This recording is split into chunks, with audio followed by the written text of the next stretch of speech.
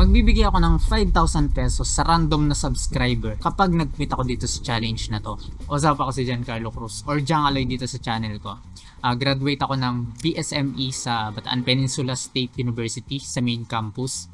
And I decided na hindi ako magte-take ng board exam muna. Currently, September 1, nandun na yung mga kaibigan ko sa Manila and nagre-review na sila for the board exam. Tatagal siya around 6 months bago sila makapag board exam. And kapalit nung 6 months na yon, I'll make sure na magiging pinaka-productive na 6 months to ng buhay ko. So paano ko gagawin yun? Siyempre unahin ko yung pag-improve dun sa mga mali ko. So ano bang mga mali sa akin? Una, physique and posture, mindset, physical and mental health, routines or systems na super unorganized, and higit sa lahat, wala akong source of income. So within the span of 6 months, i-improve ko lahat ng pwede kong i-improve, and para magkaroon ng urgency or pressure para sa akin, I should at least post 1 video per week about dun sa mga things na i-improve ko.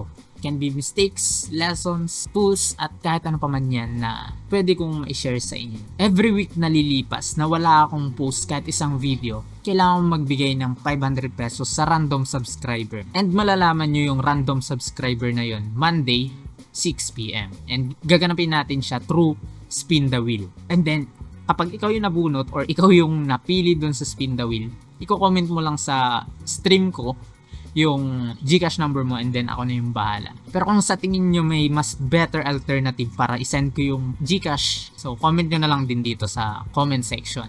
Hindi titigil tong challenge na to hanggat hindi ako nakaka 6 months. So ibig sabihin sa March 1 or hanggat hindi ako nakaka 100 na video dito sa YouTube channel ko. Kaya kung gusto mong manalo ng tumataginting na 500 pesos or 5,000 pesos, mag-subscribe ka na.